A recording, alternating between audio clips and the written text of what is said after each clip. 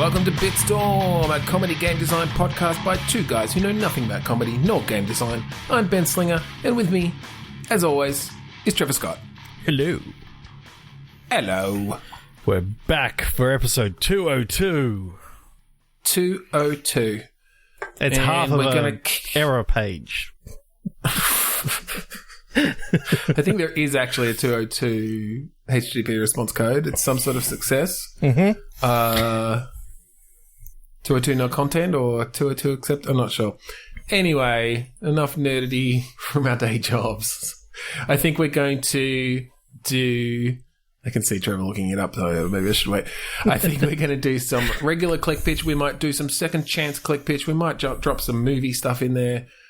But let's get right into it.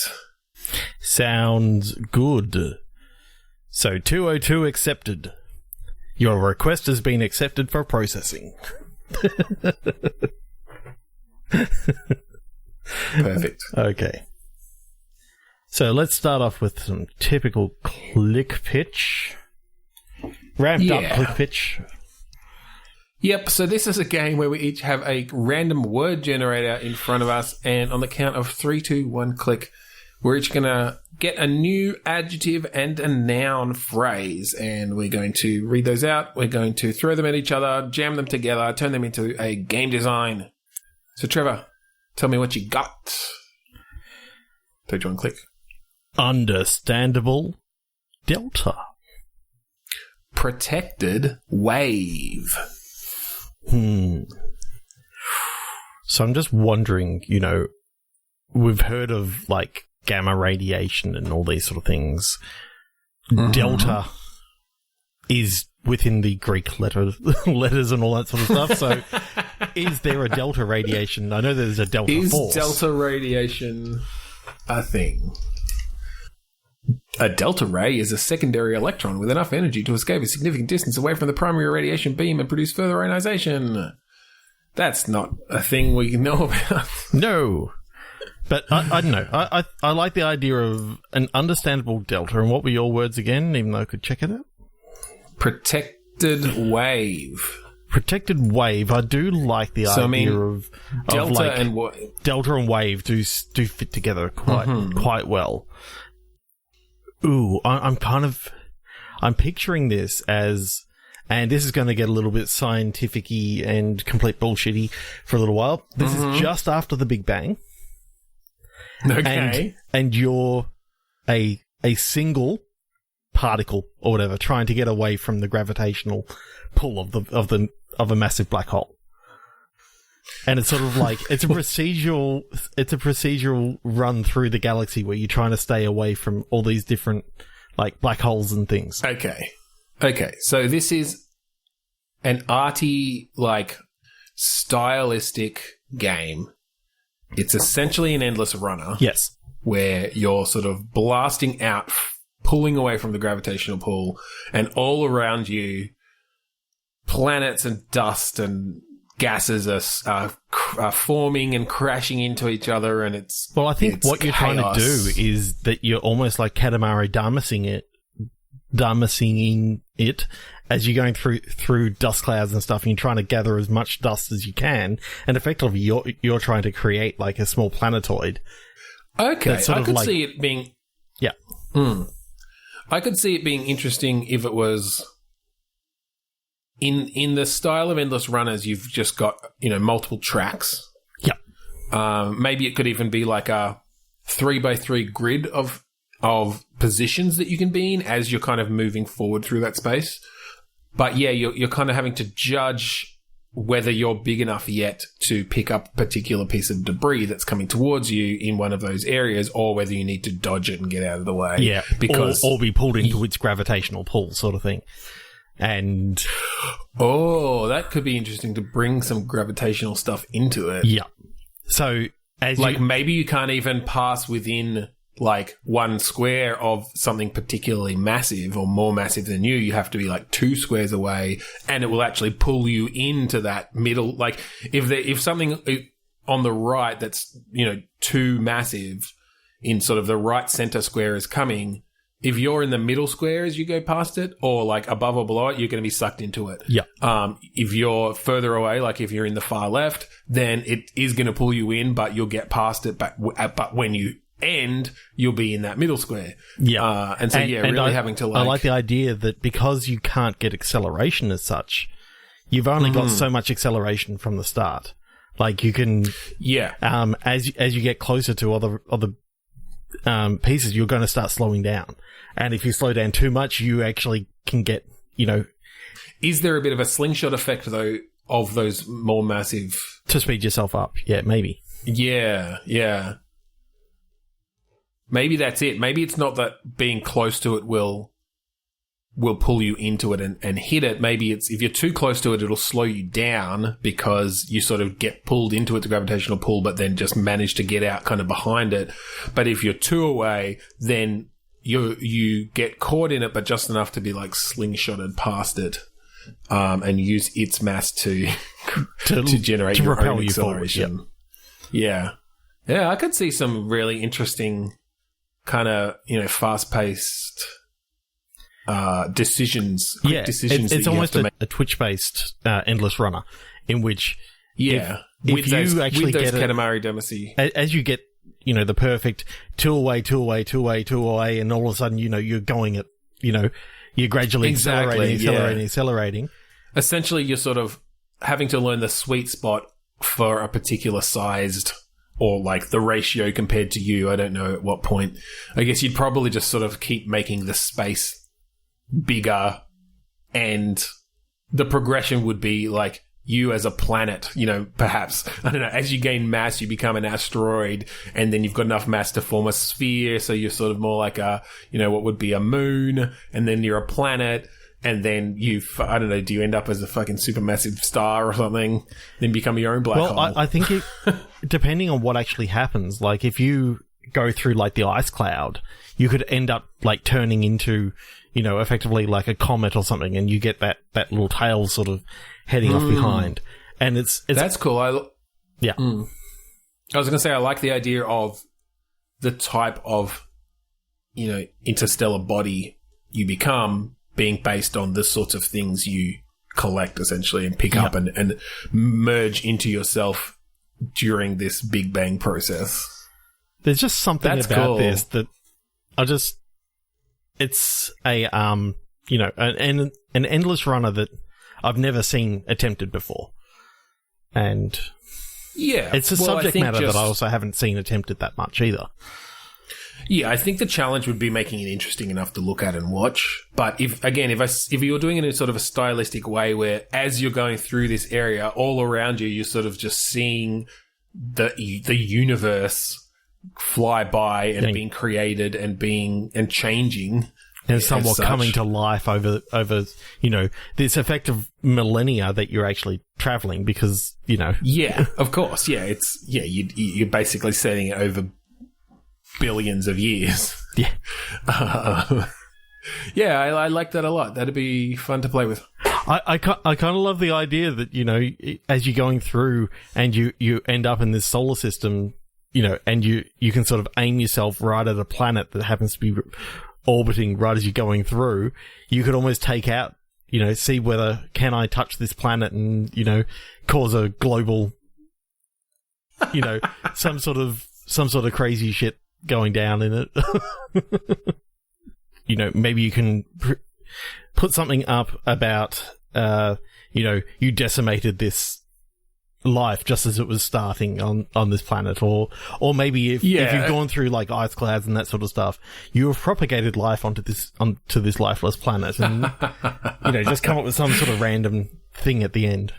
Sort of. Yeah, I like the idea of kind of having different statistics and almost simulating the surrounding universe as you move through it, and like obviously in fast motion, but yeah, as you go further on, you may be more likely to find planets with life on them already that yes, you destroy, or you pass by and you hear a cheer or something like. it's just like you made this many people happy by, passing close to their atmosphere and giving them a nice view of something. Yeah, nice light show. Or...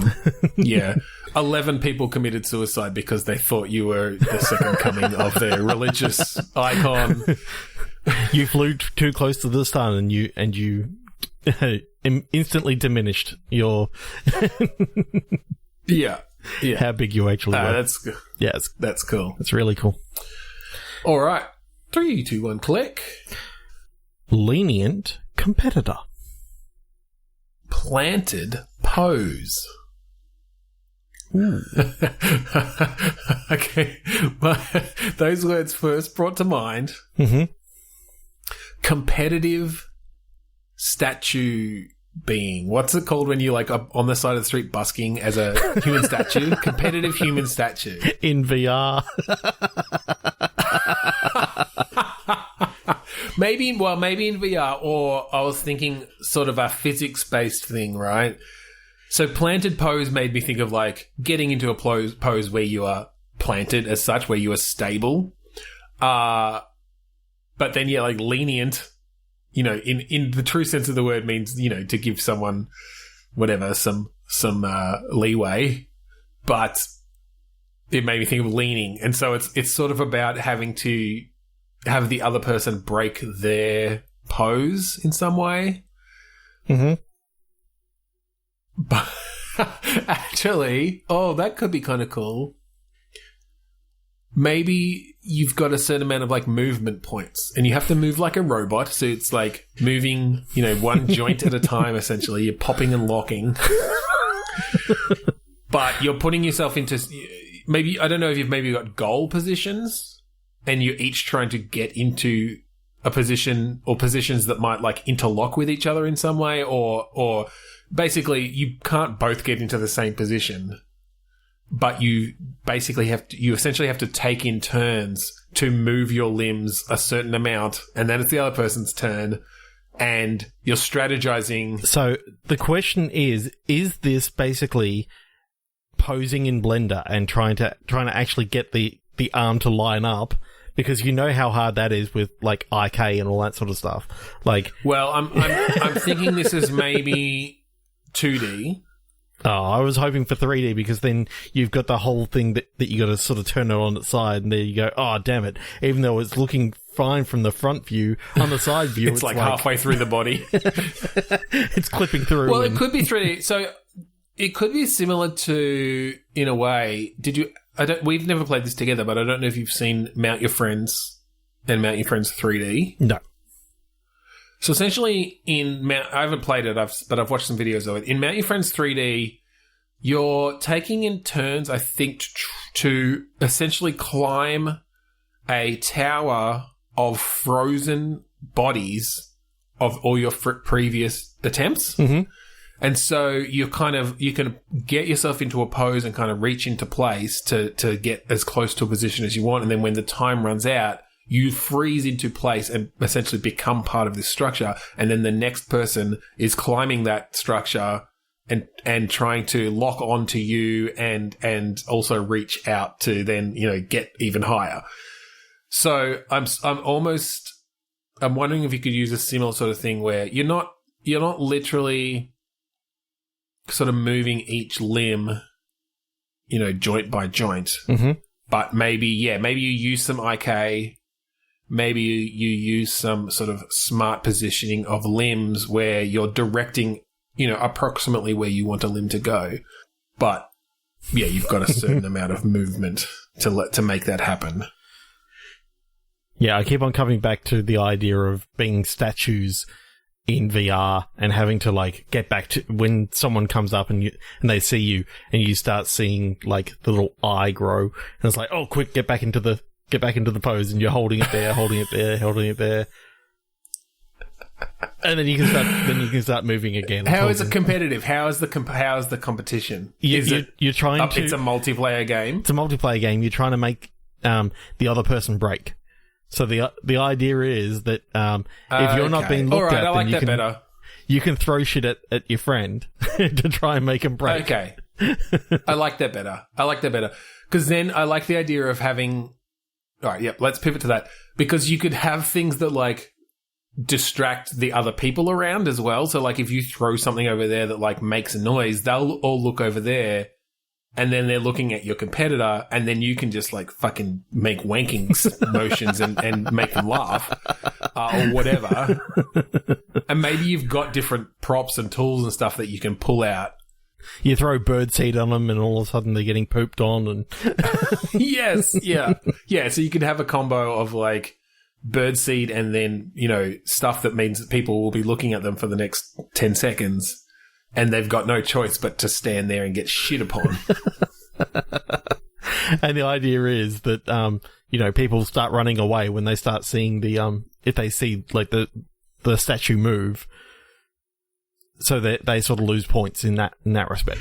Well, I think you're literally trying to make money, right? So I think it's I think there's a balance of, you do want people to look at you while you're frozen.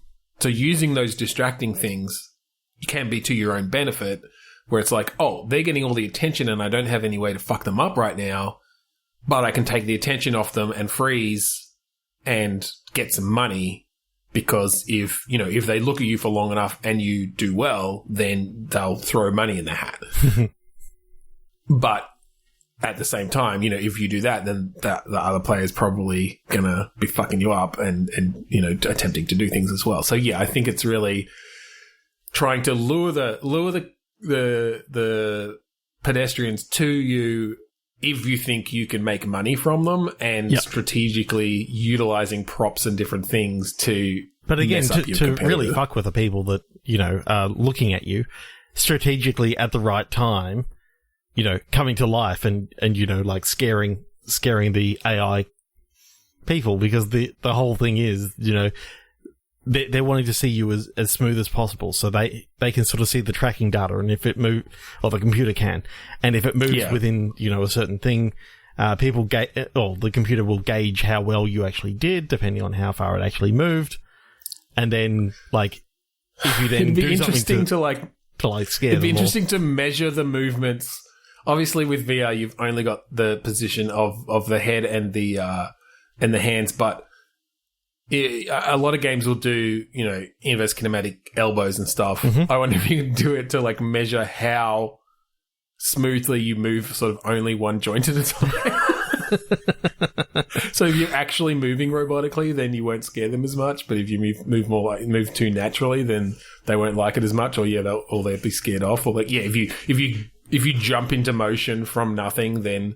Well, that could be a strategy, though, because that can be funny sometimes. Oh, yeah. Like, if you scare someone by jumping into motion when they're up real close and looking at you, then they might get scared but then laugh and throw a buck in. Yeah.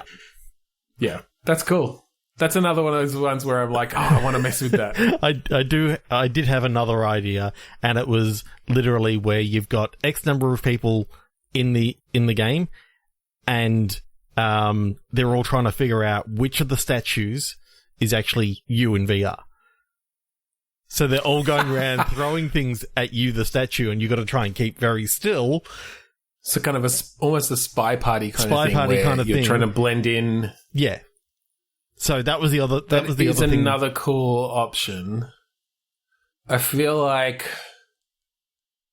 that's tricky because it's hard to force the VR player to do something like stand on one leg or do a particular pose or something, right? Like, because, and like having things thrown at them virtually, if they don't see it coming, they might get a little bit of a surprise, but you know, they could just close their eyes to do really well.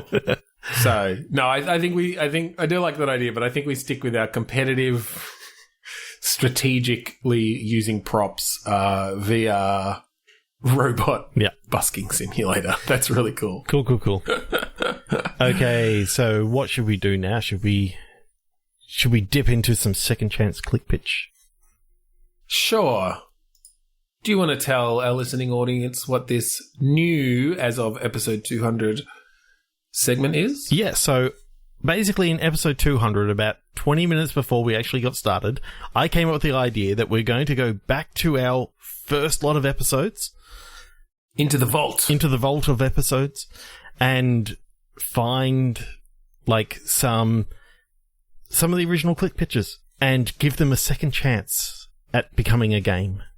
Yeah. So essentially, we're going to take the pictures that we had back then, forget the games we made, which we quite literally have done, and just use that prompt to come up with a new game. See how it might, then we can look back and see how it might differ over 200 episodes. We haven't yet, but 4 years. Yeah. Go back and listen. This is a reason for you to go, hey, I wonder what they did with that prompt the first time. Yes. So, should we just start from the top? I'm happy to just choose one at random. I.e. the one that I'm sort of going towards. Which one do you want to do? Cool Corpse. Cool Corpse. Mm-hmm. Okay. Now, I don't know whether... I mean, the first thing that comes to my head is Weekend at Bernie's. Weekend at Bernie's. But I think that's where we went to last time. So I think it is. That's what I was also thinking. I think that is where we went to last time. I do think of a dead person in sunglasses, which obviously Weekend at Bernie's. Super cool. So maybe this is more around the actual temperature of a corpse. Yes. Maybe this is some sort of thing where if you don't keep a corpse cool enough, they might come back as a zombie or some sort of undead creature. Yep. But if you keep them too cool, then they come back as like a vampire or something like that. Like if you well, or if they're too cold and then you like drop them, they'll just shatter, and you won't get the points for like delivering them to where they're supposed to go. Like there's some sort of reason you don't want that to happen. I don't know if you're delivering them or waiting. Yeah. Because I'm sort of picturing an arcadey kind of maybe couch competitive sort of thing almost, where I don't know, maybe you can throw a nearly thawed corpse at your opponents and they have to deal with it, along with their other ones. For some reason, my mind's gone to the game Cool Spot, but then the Cool Spot character becomes... gets replaced by a cool corpse, and it's just a weird branded platformer with a fucking ragdolling dead body jumping around.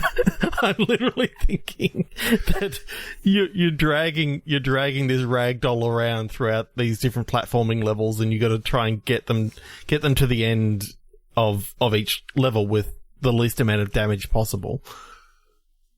Okay. I could see a platformer where you play someone who has been bitten by a zombie, but you know that as long as you keep cool, the zombification process will not take hold. And so throughout the levels, you've sort of got ways that you can cool down. But if you warm up, then it does start to affect your movement. You start moving slower. You start maybe having limbs fall off. Now that I'm saying it, that sounds difficult. Maybe it's more of like a Lemmings type game where you have to get zombies to the end. I still like my idea of you're a coroner and you're literally trying to get the corpse across this platforming level, but unfortunately your coroner van has broken down and you've got no way of getting it other than dragging. Oh, is that what you're saying? Yes. Okay. I might have just not listened to that part. Yeah. Okay, so you're grabbing different sections of this ragdoll. Yeah, corpse. you can basically grab by the arm, but if you pull too hard and it gets sort of stuck, then you can literally rip the arm out of its socket if it warms up too much. Because obviously there's still are there similar? Yeah, there's still temperature things that you can cool it back down in certain places. Yeah, because if it gets too warm, then you're basically speeding up the amount of decay that the body is. Yeah, is the having. decomposition. Yeah, decomposition rate increases exponentially.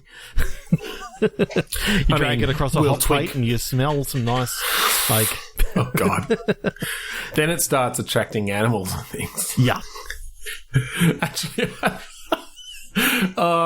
it's gross, but I just had the image of, you're getting close to the end. It's warming up, but you think you can make it, and then a fucking vulture comes down and grabs the leg that you're not holding onto and pulls it up into the air, and this ragdolling corpse is you're having to like yank it off this bird. And you do manage to get to the end, but the bird gets the leg. So you lose points. I'm just the amount of different areas that you could take this, gradually warming corpse.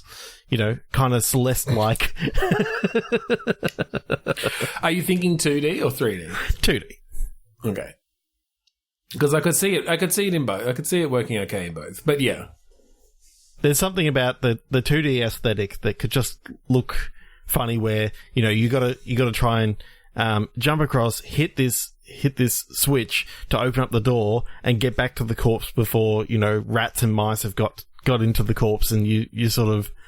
Yeah, no matter how, if it's not just completely frozen, then yeah, if you leave it in one place for too long, it'll start getting bugs and rodents that you have to scare off. You see visible stink lines coming off it. Like, you can tell how bad the corpse is depending on the colour of the stink line. And now I'm just thinking about all the classic platformer style levels. So the ice level, it stays cool really quickly, but it slides like fuck. So if you let that thing go, it could just slide off a cliff and be gone. The lava level, really quite difficult to keep it cold. The water level, well, all the gases are building up inside it, so it actually makes a really good raft. It's floating. It's floating along, but depending on the temperature of the water, don't let the fish get to it. Depending on how many wounds that it's sustained and the leakage of the bodily fluids. Yeah, well, you lost 3 fingers while it was cold, but now it's warming up and the blood's starting to, flow again. Well, it's not really flowing. It's just sort of dripping. It would, yeah, I guess it would not be flowing as such, but... Except, of course, if you do a couple of compressions and then the heart sort of, starts pushing the blood through the body again. But if it's congealed... Yeah, or maybe this whole time, maybe this is actually not a corpse as such, it's a cryogenically frozen billionaire, and you're trying to get them in one place. You're their assistant. You're trying to get them back to the cryo facility. Okay, the cryo facility is actually broken. And you've got, you're trying to help the billionaire out by getting him into the backup cryo facility across a different level. Exactly. I love the idea of you get them there and he's reanimated, but he's lost 3 limbs. He's trying to walk. His head fell off. Damn it. Yep. Lost this one. Eat the rich. Jesus Christ. All right. 3, 2, 1, second chance. Should we do another? Yeah, your choice this time. All right. I'm thinking Mighty Tents. Ooh. This is tense with a T-E-N-T-S. Ah. I thought it was really tense, but it's just tent. It's just tense. Is this maybe a circus-related thing? Okay, because I was just thinking, I have a feeling where we went to last time was just a VR tent putting up simulator, so... I think it was, yes. Let's stay away from that. So I was moving away from actual camping and thinking maybe other things. So yeah, maybe this is around it's a VR circus tent putting up... No, I'm just kidding. Ooh, yeah! Something to do with... Competitive circus tent. No, I wonder if this is just some sort of building up your circus over time. I like the idea of Mighty Tents being just... It could even be the title of the game, right? And it's sort of some way of... Yeah, your name's Kevin Mighty.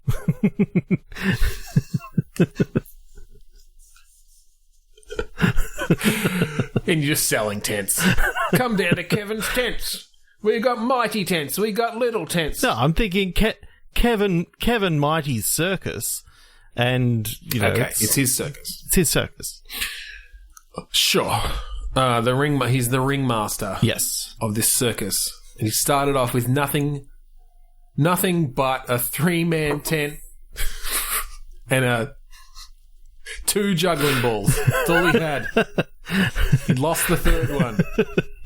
A 3-man tent. So it's basically he starts off with a camping tent and he finally upgrades to the big top. Yeah. He was only in the tent because it was hot outside, and he sets up the tent down on Burke Street, starts busking there. He makes his way all the way up to a big top circus. Okay. So I suppose the question is what sort of action are you able to control in this? Is it all about this is a strategy game of you've spent this much money on hiring these sort of clowns, or is it a more action-based spinning plates sort of games? It is a strategy game, but not like a management game, because I know you hate those. Yes. This is actually more like Civilization, and it's circuses versus other circuses. And as you grow your kingdom, your circusdom, your giant big top in the center grows with your with the area that you control. Mm-hmm. And you send out armies of clowns and acrobats to infiltrate or destroy your opposing circi. That's not a word. Okay, so tell me how this is supposed to, like, impress me, given that I don't like Civilization either. You know that. Oh, fuck off. All right. No. I do actually like the idea of having multiple circuses, and basically this town is only big enough for one circus. And I just had another thought about how the battles could go. So instead of Civ, where it's just like, roll some dice or whatever, like you go back and forth, and depending on your, the power or whatever. I think this is more about. I do think you still have that overworld of because I just love the idea of like fucking city-sized circus tents growing bigger and bigger as your area grows. But when you get into you have to actually construct your circus units in different ways, and when you get into a fight, it becomes like a 2D side by side like attacking thing, kind of like those flash games where you like send your troops out, buy different troops and stuff. But you have to have created it in such a way where, like, okay, if I put my acrobats up here, then they're sort of close enough that while the clowns down there are distracting some of the units, the acrobats will come over the top and like flip down and hit them on the head. Like, so there's action that happens as you sort of send out different units at different times, or have built your little, I don't know, you've almost got like a circus siege structure that trundles along. It's got a big tent on top as well, all sorts of flames and shit, and you can make that from scratch. I'm just imagining sending in the tiny clown car, and then 30 clowns come out. Yes. Fuck yes. That's like a special move. I sent in the clown car to boom. There's like an explosion of clown units comes out and just starts fucking stabbing everyone. Because they're murderous clowns, of course. Oh, it's gory as fuck. These are like hardcore circus folk. So is this in the distant future where the only thing left in entertainment is circuses? Yeah, I'm kind of thinking this is basically Mad Max, but with circuses instead of cars. That makes sense. Yeah. Yeah. I'm definitely getting like a dystopic future. And think of the characters. Think of the characters you could come up with for like the leaders of the different circuses and how they could look. With just fucking weird clown makeup. I'm picturing Kevin Mighty looking, rather normal, but then, you see the other leaders during, the clown or the circus talks, where the circus peace talks, where they're all, talking about. Well, I think having peace. Yeah, exactly. When they send, an acrobat in, one of the bad guys sends an acrobat in and, decapitates one of the leaders, and yeah, it's just really, really gory. Yeah, well, you got the knife throwers, you got the lion tamer who sends in the lion. Yep. I think this is back before they sort of started phasing animals out of. This is dystopia future. They brought animals back in because they're assholes. They're all now trained. Well, because they're all now trained fucking war creatures. Yeah. I think you can choose between Kevin and Kelly Mighty, and you've got a character creator. Yes. So you've got all the fucking weird ass dystopian things to choose from it, and you can unlock new cosmetic items as you destroy other factions. Mm-hmm. I love it. Love it. Play it. Let's go back to some ramped up click pitch just for a little bit, and then I think we'll finish on a movie like we did. Finish on a movie last week. So 3, 2, 1, click. Mm-hmm. Horrified ordering. Strangest access. Strangest. Okay. I didn't hear the S, so I thought strangest. No. What is that? Strangest access. So when you said horrifying, and I was like, oh, this is so fourth dimensional or fifth dimensional. It's like this idea of like this other dimensional being that, sort of comes in on the weirdest axis. Okay, it comes in on the weirdest axis, but it's to get to the drive-thru to order some food. Hence ordering. Well, where my mind went, and I know it was Axis, but my mind went to Axel, and so I was thinking of some sort of food truck, but but it could be in that horrible dimension. Like sort of a road trip kind of game where you're this food truck traveling through this weird and wonderful world. Okay, so this is literally a food truck simulator in another dimension with like horrific, Cthulhu like beings and all this sort of stuff, and it's just all sorts of shit. It's literally just a mundane sort of food simulator thing in which, the different things that you put on the menu, human entrails and all this sort of stuff. It's all about selling it to these demonic beings and yeah, I think I'd like to ethically add sourced to table and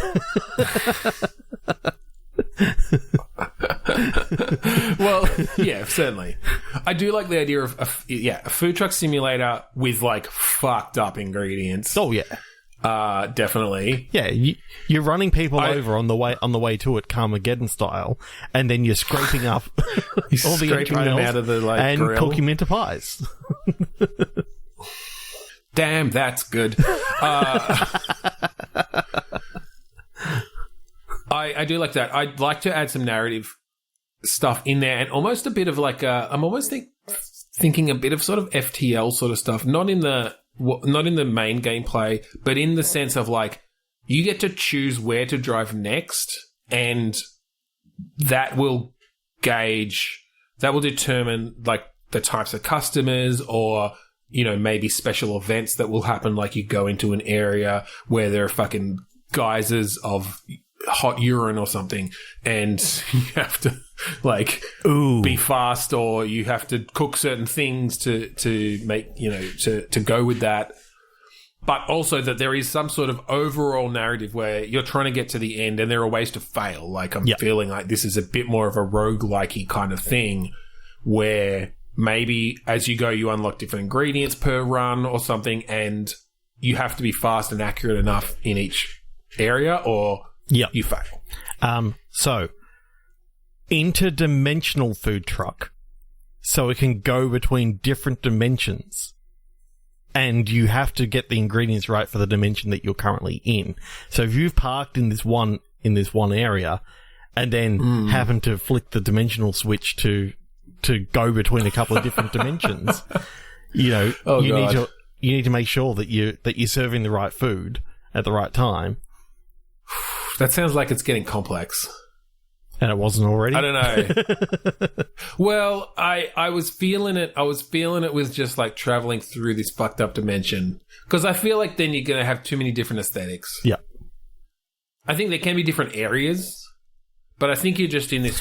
So we're not doing a Star Wars thing where it's just, you got Forest Moon of Endor, you've got Ice World of Hoth, you've got Sand I think World that's of it. Tatooine. I think as you like, you have a procedurally generated path where each of them have, they might have different features. They've got different types of creatures that, you might slowly go from the area where it's the intestine eating, Cthulhu-like elf-like, things, or whatever. Yep.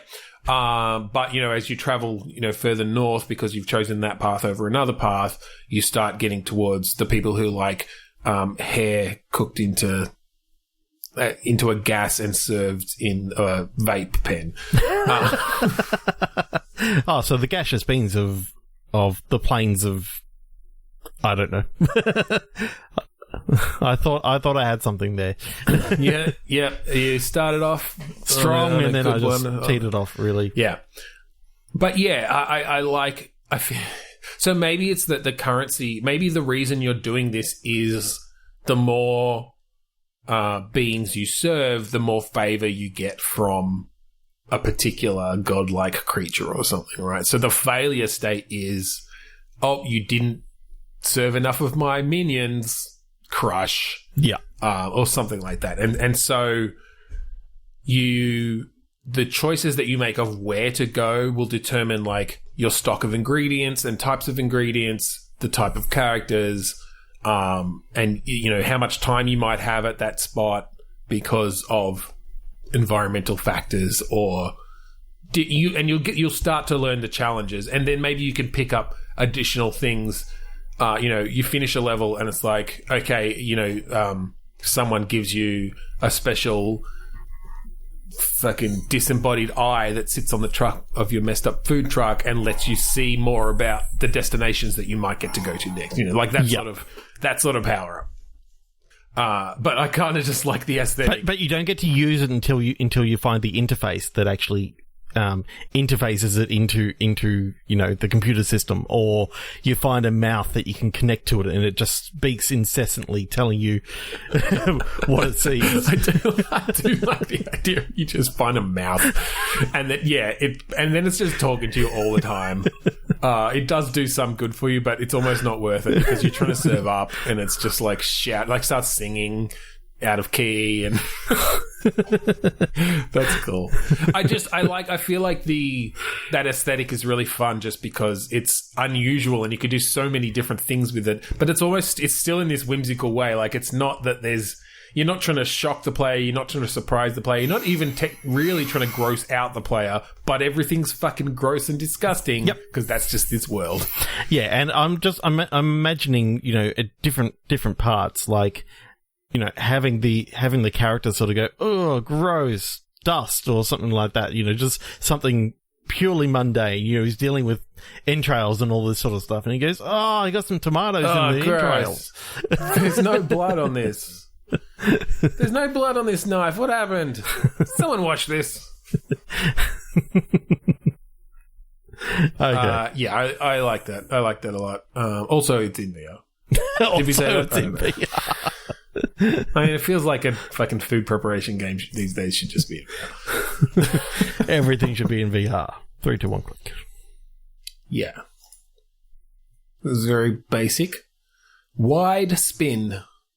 Soul chest. Chess? Chest. A chest. Soul chest. SOUL? So you can go either SOUL or, as it's here, SOLE, but I do like the idea of a soul chest. Like, yeah, but the soul chest in that could be interesting as well. There's only one of them. Mm-hmm. Why is there only one of them? What's in it? Ooh.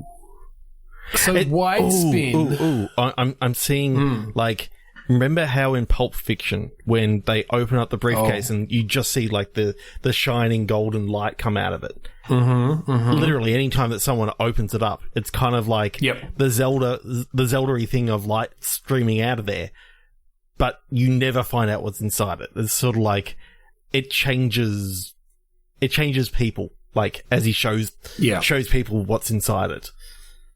Okay, so is this game about transporting this chest or something? Yes. Like moving this chest. Okay. Why are they moving it? It's obviously this very powerful chest. Who are they? I think they're trying to protect it, but they're also like they're getting away, they're trying to hide it. It's too powerful. Whatever's inside is too powerful. It can It can change people's lives. It can change people's whole personality, effectively. Right. So it just has some sort of unknown effect on anyone who opens it. Maybe it's a known powerful effect, but it's just the problem is that known effect is that they fall head over heels in love with the chest, and therefore they're now with the chest. You're just having to fend off all these people who are desperately in love with an inanimate object. Yeah. As you travel across the lands. Quick, distract them. Open, close. You can only get the small look at the object inside the chest. I kind of had a vision of, and maybe this is because I started playing a little bit of Death Stranding, where you've got these sort of balance mechanics. But I kind of had this idea of traveling across the land and gathering stuff, but the one constant is the main thing you're bringing is this chest. And so the chest is always on top, but every time you pick up more things, it like makes this pile in your cart just like bigger and bigger.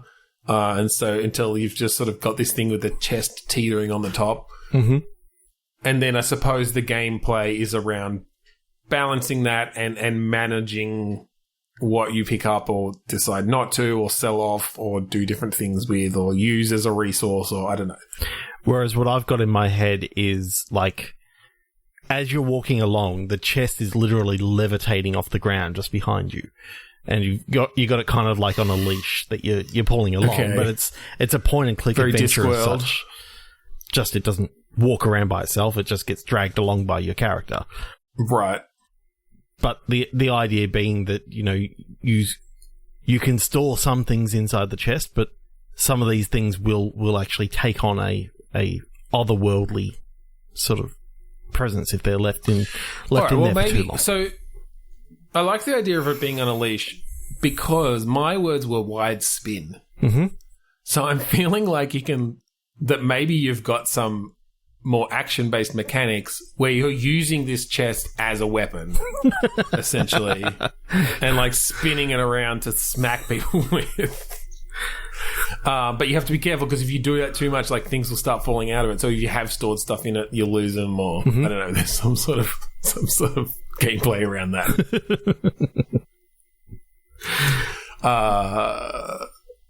Yeah, okay. I feel like we've got a few different ideas on this that aren't really going anywhere. Yep, so pretty much.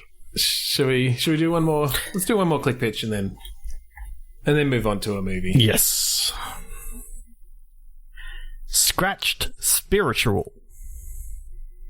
Stolen Emulator. Okay. I'm picturing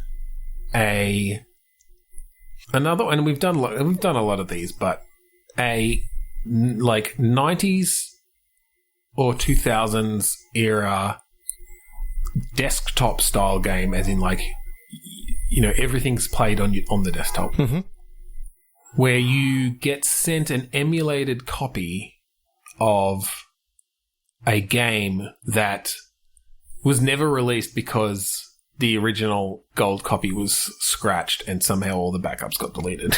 Okay, yep. But it's a horror game. Like this game was created for a particular reason, and it's sort of one of these, if you play it you're going to die sort of thing, or something like some weird shit starts happening on your desktop and as you play throughout this game. Almost a bit of like Pony Island-ish sort of stuff as well. Yeah, but it sort of comes down to, you load up your emulator and you bring this in, and it's very wholesome. It's very subtle. It's wholesome, but it's also weird shit starts happening on your PC as you're doing it. Like, yeah, I don't know what the game itself is. Maybe it's like maybe we make up a religious organization, and this game was created by them to indoctrinate, essentially indoctrinate people in a happy, friendly way, like the same way, essentially it was like, well, the Mormons go door to door and hand out their stuff. We're going to do this a bit differently, and we're going to put it in a video game, and we're going to get so many kids playing this game, and they're all going to want to join our fucking cult religion. But if we get big enough, then we're no longer a cult. Like, yeah, it's all a matter of size. And respect. But, you start to find out, essentially, that they were dealing in, occultish stuff. So, are there little videos that you'd, unlock along the way, kind of like in the game Control, how you can find different videos throughout the game that sort of explain some stuff happening in the background that, start off kind of okay, but they also kind of distort reality somewhat. So I like the idea that this whole time you've got someone with you. You've got someone with you on Messenger or something, and they're helping you, and you're sort of talking back and forth. You've sort of got this narrative going in the background of this chat, and that's somewhat to guide you of because I like the idea of you they see something interesting. They're like, jump into the hex editor. I want to see if we can find, if there was anything that was cut from this game or whatever. Yeah. And it's like, I saw something mentioned of this character called Tom. Search for the word Tom within the executable. Yeah, exactly. You can search for strings. Yeah. And that's where you start finding some of this stuff. And it's like, wait, that looks like an encoded video file. That's a real player file. It's a grainy real media file, and then I kind of like the idea, but somehow it's in perfect HD when you play it back. Oh, that's impossible. It's like, how'd they get the encoding so well? And they encoded it down to 3 bytes.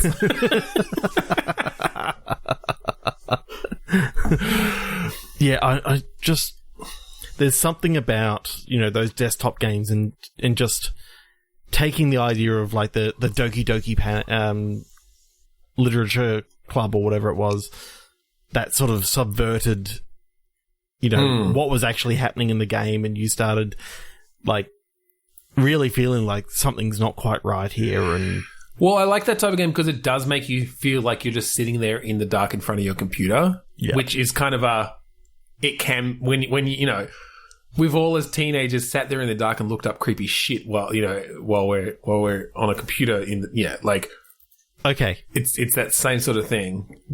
I like this. I want to add one little thing, and that's VR. Okay.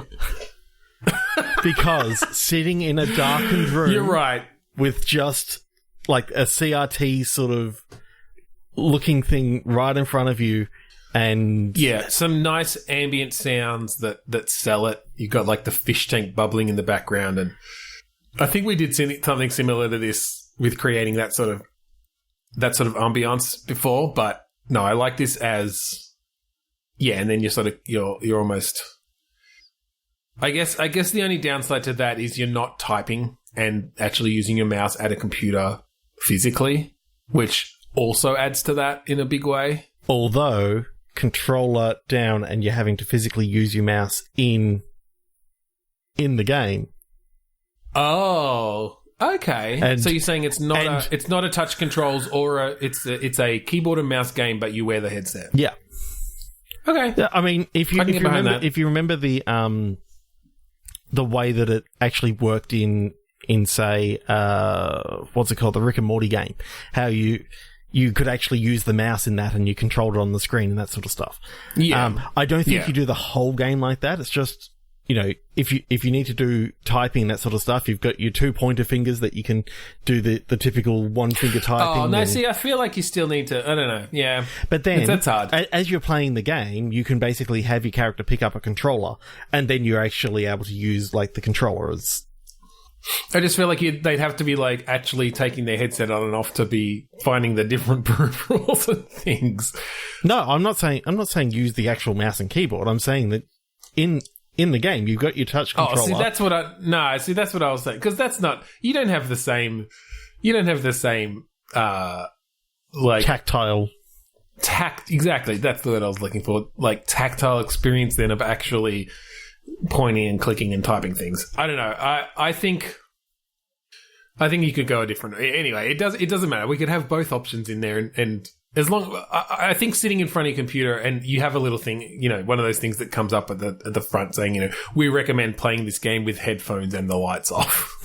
Headphones, lights off, or even better, VR with the lights off. Yeah, or if you don't have a dark room, playing VR. No, but we'll supply the dark room, and you can look around your room and you can sort of see like the faint glow of the fish tank in the corner. I mean, yeah, look, the benefit of VR, of course, is that then you can start bringing some of the weird shit into the quote real world, where it's like, oh shit, I noticed that the fish. Like the bubbling fish tank sound has stopped, and you turn around and like, oh, your fish are floating on the top. Oh shit! Oh god, that is so creepy. Okay, I'm sold on VR now. I mean, and this is going back to if you haven't listened to any of our postmortems before, one of the games that we did, which was called Boom, from Global Game Jam 2018? Yeah. No, 17. No, 18. 18. Yeah. So that was set in a room. It basically you were trying to download the latest game Boom instead of Doom. And the babysitter kept on coming in and checking that you were doing your homework. And it was very basic. But that what we learned about audio in that, and just having like just some gentle background noise and hearing a car the go hum by of the outside. Computer. Yeah, exactly. Yeah. All these things. Absolutely. Like, as soon as we put them in, it was like, oh my god, this feels like so alive. Yeah. So I think having just like creaking off in the back, mumbling like you're hearing your parents in the next room sort of thing, and you look around and you can actually see like the light underneath the door. And every now and again, there's a shadow walking past. You'll see like a shadow go past. Yeah. Yeah. Very subtle stuff. But no, I like that a lot. Really creating that environment in a very powerful way. Yeah. Then that's when things start changing and shit hits the fan and you stop hearing your parents, or you hear a thump at the door and suddenly the light is not shining through as well as it was. Yeah. Like maybe there's a body propped up against it. So I'm liking the idea of a ticking clock, but time never seems to move forward. So, or at least it doesn't until, like, it doesn't after a certain point. Well, the clock on the wall never moves, but the clock on the computer has. Like... And the idea of like time only seems to be progressing within the computer compared to what's actually happening around. Like, as sound gradually starts disappearing and you no longer hear the ticking of the clock, and you have a look and the clock is... I do love that. I do love that idea of very subtly, in certain moments, like based on what's happening and the discussions and things going on, you slowly bring down those background sounds. Yeah. So it's almost just completely silent. And then, something could happen and they all come rushing back or something. Because, and that could just be a moment back to reality or something. It could do some really cool... there are some... I'm sure there are some sound designers out there who would just have a fucking field day with a game like that. Oh, yeah. And I'm picturing that the actual... Like the graphics of the game don't have to be anything special. As what Pony Not Island necessarily. sort of showed me. Oh, of the game itself. Yeah. No, on the screen. Yeah. I think obviously the fidelity of the actual environment you're in, the room you're in, Yep. in VR would need to be reasonably, quite good. That needs to be, on the 3D level sort of graphics, but really heavily pixelated or something like that in the game could actually work quite well. Yeah. Almost like whether you do like a very basic 3D, you could do some fun stuff with like PlayStation 1 era, boxy head models and stuff, or like Quake level 3D model sort of thing, like that sort of style and that sort of okay, so this is resolution. All extra unlockable content that was locked away in the game, like the game at start I think maybe that is of a certain level, and then as you decrypt some of the other files, it's like these are prototype versions that I do like the idea of finding prototype versions in there. I just think there's some really creepy stuff you could do with like those unmoving textured polygon faces of like first Tomb Raider game or something, like that sort of level. Like that could be creepy as fuck. Because they can already look creepy if like the proportions are slightly off, or the UV unwrapping has just shifted the face slightly to the side or something. Like you could just do some really unsettling stuff. The shadows don't render quite right. Like they're in bright light and there's a shadow on one half of the guy's face or something like that. It's just you've got like fucking Z fighting and stuff happening between, like just really messing with. Almost looking glitchy, but doing it in a creepy way could be very glitchy cool. In a stylistic, creepy way. Yeah. You just have there's just the one, there's the one prop in there that is somehow super high resolution, that like for the time would not even be possible. So you just come across, like a telephone that starts ringing, and you're in this like super low poly PlayStation world, and then you get there and it's like a fucking 3 million polygons and still running fine. And it's just like, what the fuck? How did, like, this shouldn't be possible. Oh, 3D phone in a 2D platformer that just appears. Oh, God. It's like, oh my God. You just hurt my brain. How would that even, like... I do like that idea of using our actual modern technology to create, like, to put into essentially a demake game in a way that is just like, what the fuck? Yeah. Anyway, all right. Let's move on. That's really cool. I think we're both, like, actually really excited about what that could be, to the point that we can't actually come up with a good end for that one. So we'll just end it and we'll do a movie. Yep. We'll end it, and then this might be one that I really want to take on. So we'll see what happens. Yeah. I know. I want to create environments in VR now with cool stuff. So the way we do this generally is we both get a movie. We sort of say what we got, and then we choose either the best. The movie, if we know the movies, we might do an actual tie-in to the movie itself. If we don't know the movie, or we just think it might work better just as a prompt from the title or the poster or the description, then we'll do that. We'll just basically have our way with it however we want. So what did you get, Trev? Sydney White, a modern retelling of Snow White set against the students in their freshman year of college in the Greek system. Nice. I got Footloose, but it looks like the remake, the 2011 remake, which I didn't even realize was a thing. Yes. I haven't seen either this one or the original, so there you go. I know that I kind of like the idea of like Snow White modern retelling. Well, should we take that as we do a Snow White retelling, but we don't do anything that's necessarily like the movie Sydney White? We just come up with another way to retell Snow White and the Seven Dwarfs. Okay, so what's the general gist of Snow White? It's like someone getting kicked out because she gets kicked out because of essentially because the jealous evil step person, however you want to do it, whichever gender we want to go with this for any character, finds 7 individuals Yep. To like To leech off of. Yep. live with and leech off of. I'm pretty sure she like cleans up for them all the time in the fucking original movie. To become friends with, essentially, and then get sabotaged in some way, put in peril by the original antagonist. Yep. And then saved by a Prince Charming, I suppose.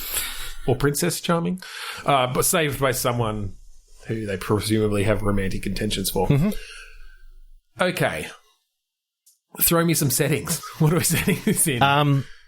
Is it a Western? Is it a sci-fi? Is it caveman times? Ooh, I do like the idea of a sci-fi Snow White. Sci-fi Snow White? Yep. That could be cool. So this is like literally the captain's daughter.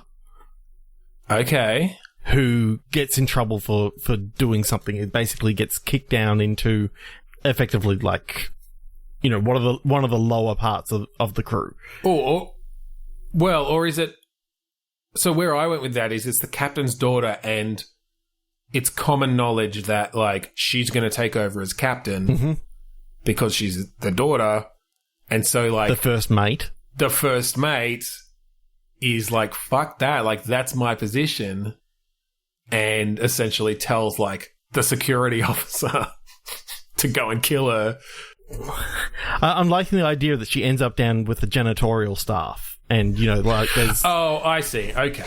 That's where you're going with it. Yeah, so right. she's sort of so in is the this lower on a parts starship? of the... Is this... Yeah. Yeah. Is this Star Trek-y then? Whether it's Star Trek-y or whether it's like... Battlestar. A little bit more gritty, kind of like, if you think of like the Nostromo from Aliens and that sort of stuff, how it's, you know, kind of a little bit darker and... There's just something about, you know, the Riker of, especially. The Riker is basically, you know, sent her down into. Well, no, into peril. I think the same way though. Like, I think Riker wanted to. We're just going to call him Riker. Yeah. I think Riker wanted her killed. Yeah, but just like in the original. The security officer. Worf, yeah. It's just so much easier. I know. Was like, well, I don't want to just kill this innocent woman, so what I'll do is say, look, I'm going to throw you down on the lower decks. You know, they never come down here, just stay down here, just live your life, like never come back, but, you know, I'm going to let you go. Yeah. Oh, there is one thing, though, you can never go to the holodeck again. Yeah, you can never go to the holodeck again. So I like the idea that it's basically they talk about her going on an away mission, and you know, then Captain Picard. So this is Picard's daughter, obviously. You know, Picard finds out that, you know, her being a red shirt, she died, and all this sort of stuff, and yeah, so he's kind of distraught. I love that idea that. I think they actually do go on an away mission. Like, the way that Riker does this is he's like, we're setting up an away mission. Worf, you're going down with Tasha Yar. No. Okay. All right. It's an imaginary Picard daughter. Yes. What's her name? What's a good French name? Genevieve. Amélie Picard. Genevieve. All right. Genevieve Picard. Yep. Goes down on the away mission. Is she like a science officer, maybe? Or like a low level, like not in the bridge crew. No, but she's you know, well liked enough, and everyone loves her, sort of thing, and you know, that's why you know, it looks as though when Jean-Luc actually passes away, everyone's sort of saying, "Oh, how good would it be to have Genevieve as our captain?" Everyone loves her. You know, she's just as smart as Jean-Luc. All this sort of stuff. Yeah, exactly. So it's There's definitely the threat of nepotism there, and so Riker's like, okay, Worf, I'm setting this up. You're going to be down on an away mission with Genevieve. She's going to die. We're not actually going to put her in a red shirt, but we're going to red shirt her. And Worf goes, now, sir, why would I?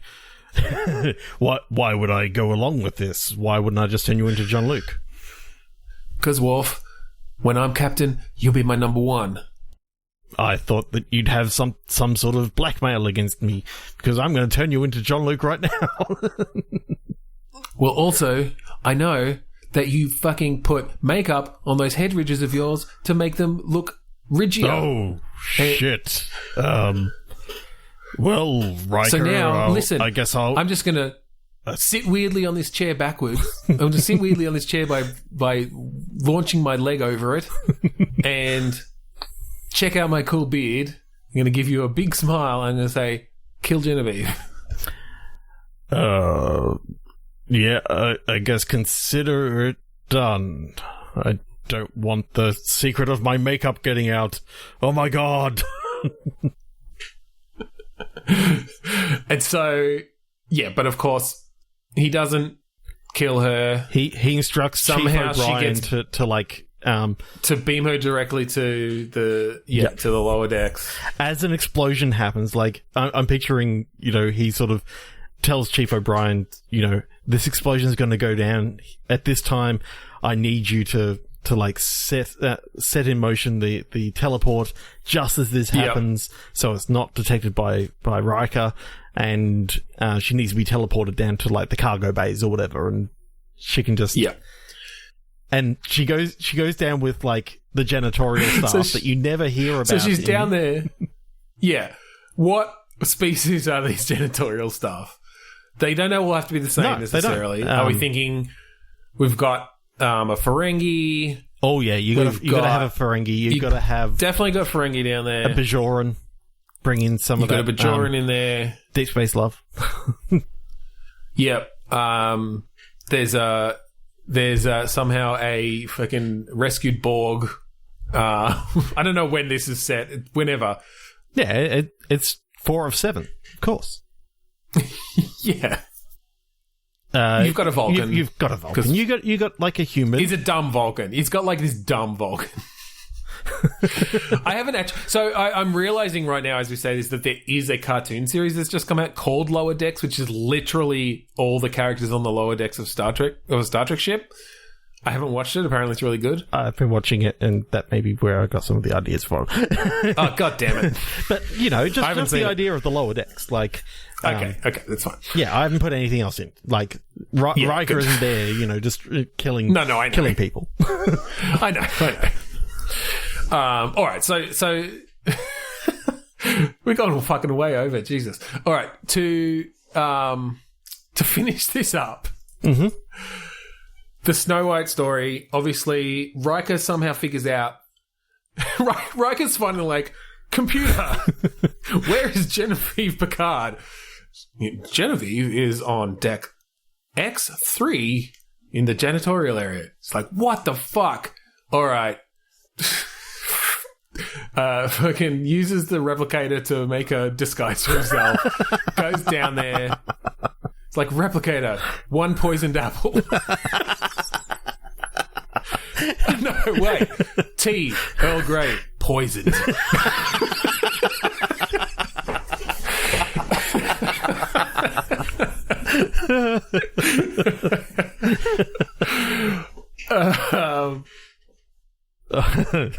Tea, Earl Grey, poisoned. That's great. And then obviously who saves her? Who's the love interest? Is it O'Brien? Maybe it's O'Brien. Well, O'Brien's got a wife, though. It's fucking Wesley. Oh, I was thinking that, but... Oh, shit. What's the character's name? I always like the character. I've forgotten his fucking name. In TNG? In TNG. Andy Barclay. Is it? No. Oh, Barclay. Broccoli. It's Reginald Barclay. There you go. Reginald Barclay, played by Dwight Schultz. All right. So it's definitely got to be Reg. Because Reg is just awesome. But there's no romantic thing that actually happens here. You don't think it's romantic? He saves her. He figures it out or something and finds the cure. And then they eject Riker into space, and then we find out the whole time that It was Thomas Riker. It was evil version Riker. It was Thomas Riker. It wasn't the who's William Thomas Riker that we all loved. So what happened in one of the earlier series is that there was a big disaster on a planet, and Riker got beamed up just as some failures happened on the planet. But there was also like this radiation in the atmosphere, and at the same time that Will got beamed up, the radiation deflected a second beam, and it duplicated Riker. So one Riker, Thomas Riker, ended up on the planet for many, many years, and the other Will Riker was actually, made it onto the Enterprise. Yeah, gotcha. So they did bring back Thomas Riker at one stage. He became part of like the Marquee, Yeah, just around the time that Voyager started. But, all right. Yeah, I like the idea of bringing back cool. Thomas Riker. It's Thomas Riker, and Bill Riker was like fucking tied up in a turbo closet somewhere. And no one missed you. No one knew. For months and months. After they defeated Thomas Riker 3 months later, you see someone go to the closet, open it up, and a skeleton of God. Riker just falls out. Still got the beard. All right, we got to end it. Thank you for joining us this week on Bitstorm. This episode's probably as long as fucking 200. If you want to find us online, see all of our previous episodes, go back and listen to the actual click pictures that we originally did for some of these second chance click pictures, you can go to podchaser.com/Bitstorm. All of our stuff is up there. We're also part of the 8-Bit Collective, and this is a group of podcasts around pop culture and video games and tabletop gaming, so much cool stuff, so many great shows. Go to 8bit.net and definitely check some of those out. And while you're checking those out, also check out the Australasian Gaming Podcast Network on Facebook or at AGP Network on Twitter for all your Australasian Gaming Podcast needs. And finally, we would love to thank the wonderful musicians of the band Kuradust, of which we are part of, for the use of the song Mount Defiance off the album Containment Failure. That's right. So thank you again for joining us this week on Bitstorm. I'm Ben Slinger. I'm Trevor Scott. And I'm about to shoot you at the airlock. Ba, ba, ba, ba, ba, ba, ba, ba, ba, ba, ba.